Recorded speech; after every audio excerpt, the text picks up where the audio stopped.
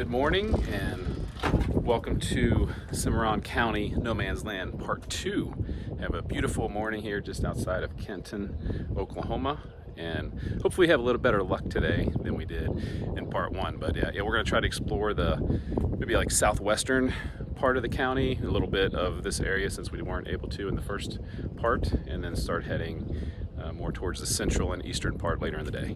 As I do a lot of these trips, I often will put things on social media as I'm going on, like Instagram. I'll post on a story, and some people ask me to rate the cabin, and it's difficult to rate on my normal out of 5 rating system because it's a cabin, so you're not going to have things that a hotel does, so it has to have a different rating system, and I'm going to give it 5 out of 5 because it just is unique, and mostly the people that run it are just so nice.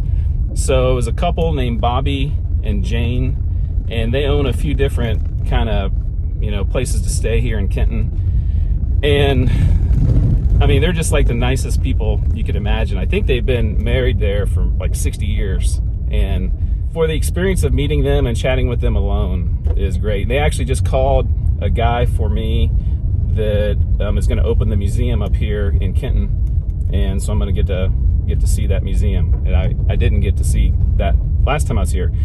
A couple years ago I did a video and I explored Kenton, so I'm not going to do that again in this video, but you can watch that video and see kind of all about Kenton and learn about the history of Kenton there. But I did not go in the museum, so definitely excited to see the museum, and definitely had a lot of fun staying at the Hitching Post. Very authentic if you are wanting that kind of experience.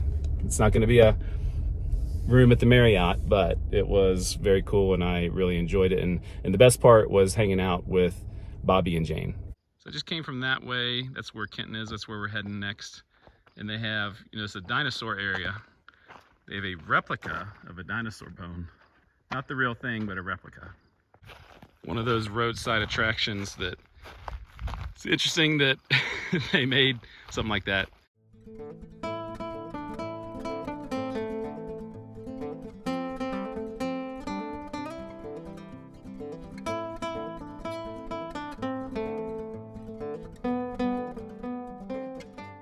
This is where they have the Kenton Easter Pageant. And it's a yearly tradition that's gone on for a long, long time. And I went on their Facebook page. They got, it looks like it's a well-attended event. And this is where they have. It's got some interesting stuff. We'll look around.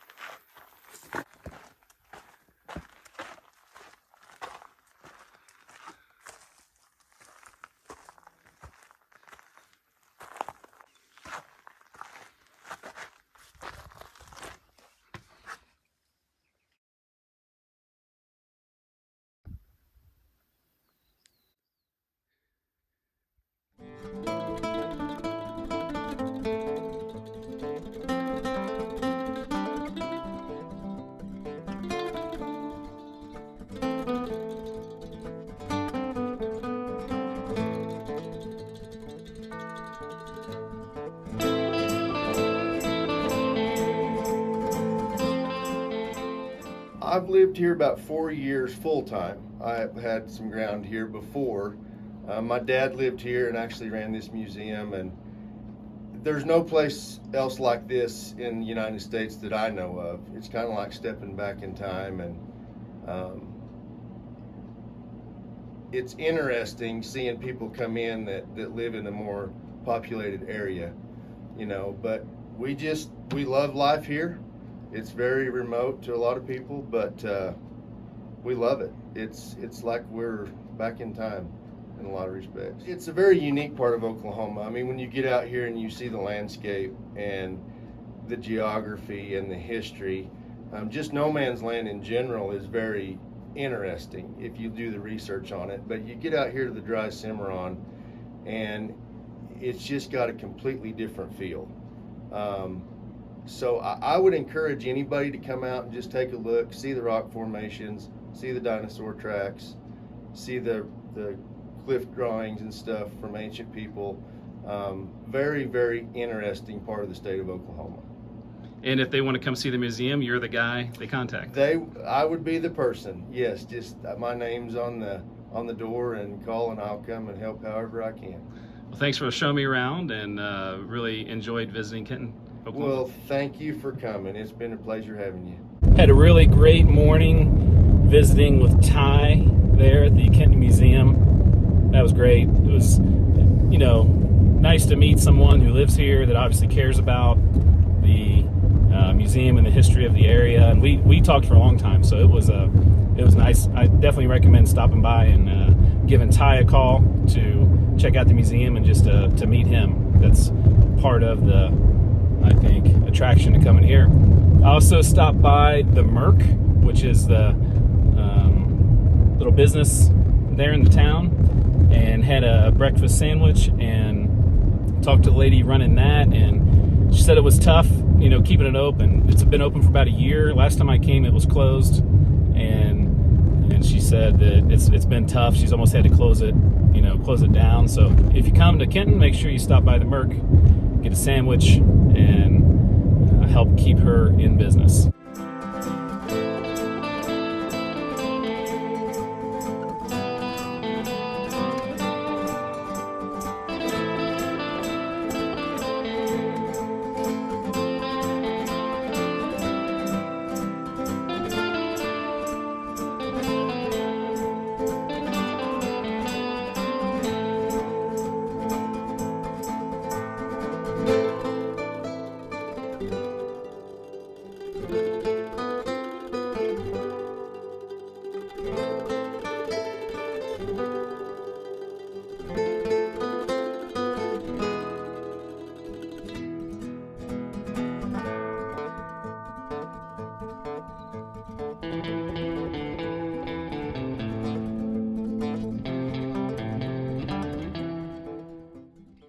As we're heading south, there's a pull-off here that's got a lot of different information. The main thing I wanted to show you was that the Santa Fe Trail went right through here. And there's a marker, 1822 to 1880. And, Santa Fe Trail, we'll probably see it a couple different times on this trip. And obviously one of the most important places, or trails heading west. There it talks about going to the gold rush, but also in this area there was Fort Nichols in 1865, established by Kit Carson. That name should ring a bell. So way back that way, where there really aren't any roads, there was also an early town. One of the earliest towns was called Mineral City, because it was a mining area, and in fact, before 1890, it was the only place in this whole area that had a post office. So that was way before Oklahoma was a state, and it was because of the mining activity. And then when the mining activity kind of dried up, and it moved a little bit, I think, to the south, and they just changed the name to Mineral. Actually, some of the town moved to Kenton, and Kenton was established. So in 1895, a new post office was started called Mineral, and it was only one of a couple places that had population at all, and it had about 100 people. And then it just became more remote compared to some of the other places out here, which even the places that aren't remote are remote out here. So in about 1910 or so, the things started closing up, and it was no longer a settlement. But yeah, way miles out there. Just keep going through the pasture, and you might find where Mineral and / Mineral City used to be.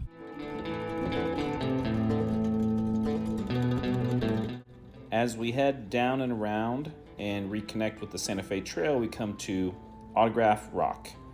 And this is on Cold Springs Creek, which is a tributary of the Cimarron River. There's some nice displays here that talk about this area and all about Autograph Rock. Because of the year-round water access and protection provided by the high cliffs, Cold Spring Creek became a popular camping place for people in the area. The sandstone bluffs became a place where people passing through carved their names. Signatures on the walls came from soldiers, gold seekers, and other travelers along the Santa Fe Trail, and because of the signatures, this area of Cold Springs Creek became known as Autograph Rock. Now it's wide open to the public. I've been to other places like this, like on the Oregon Trail, where they're more protected, and this is a place on the National Register of Historic Places, so be very respectful when you come here. But obviously people have carved their names in since the 1860s, but if you look close, you'll see some really cool old carved signatures from, almost 200 years ago.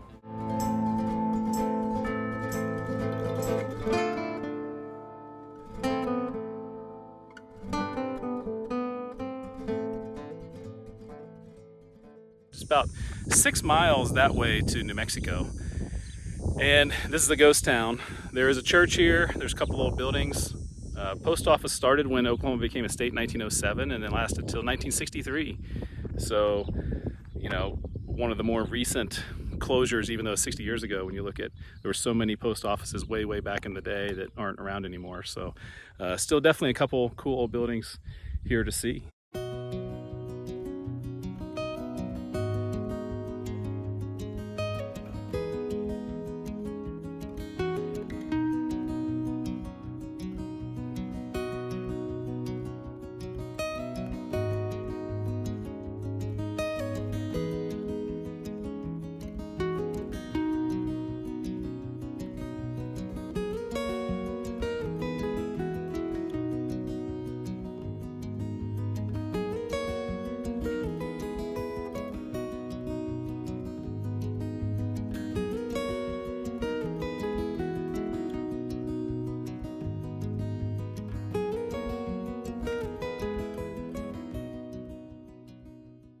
Mexhoma is our next stop.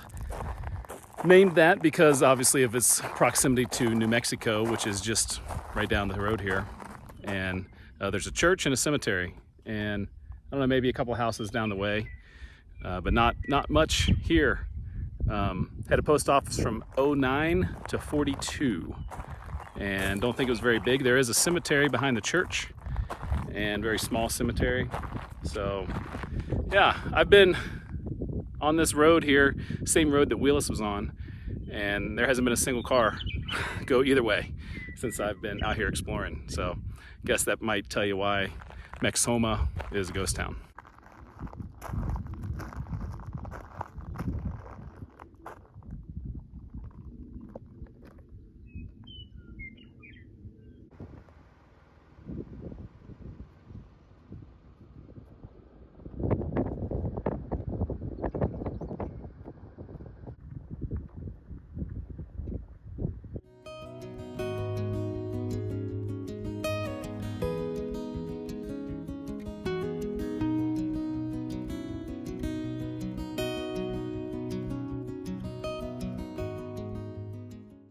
Came down from that way from Mexhoma, and this is the 3-state landmark, I believe.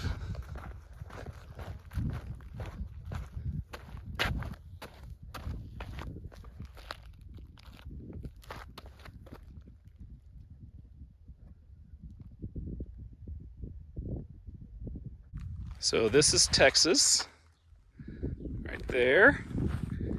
New Mexico, Oklahoma. All right, we've seen 2. I think there's one more up towards Kansas.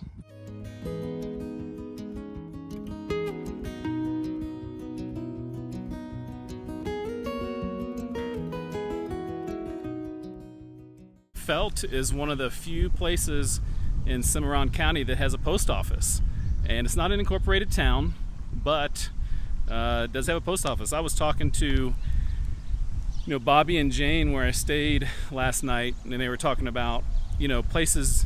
There needs to be a few post offices around the county because it's just so large. Somebody's got to get the mail somehow, and if you only have one over there at like Boise City, it's just too much to drive. There's just not enough people to get the mail out. So they got a post office here, and there's definitely some interesting things to see.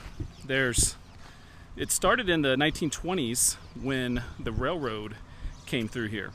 And that was when actually the post office started, was around 1926, and the railroad came through right around then. And eventually the railroad was abandoned, but community built up, and you can see there's a school here, still an active school. And that's probably one of the main reasons that, you know, the area has still survived, and because there's something, you know, here, there's a school. And if the school was consolidated to another town, then that would probably be the end of this community at the level that it is now.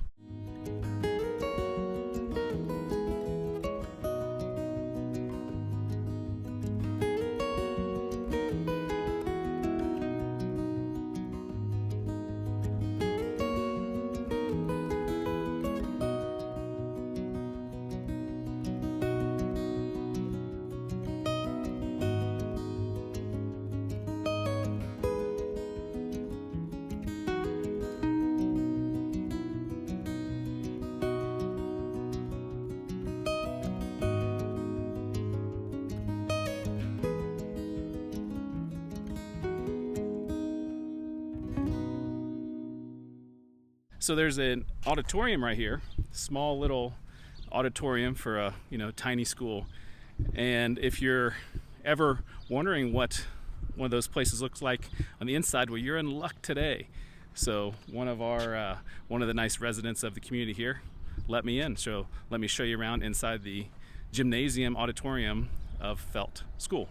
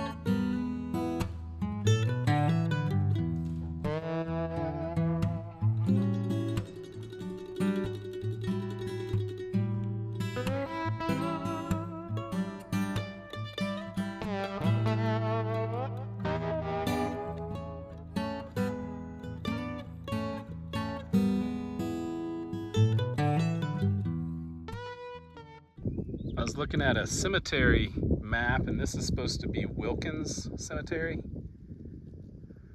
And I don't see anything. It does have like a fence around it, so maybe it is a cemetery with no headstones. But there was a post office / ghost town located around here called Wilkins. It was on some early maps, and so possibly this was where the cemetery was. It's really beautiful out here.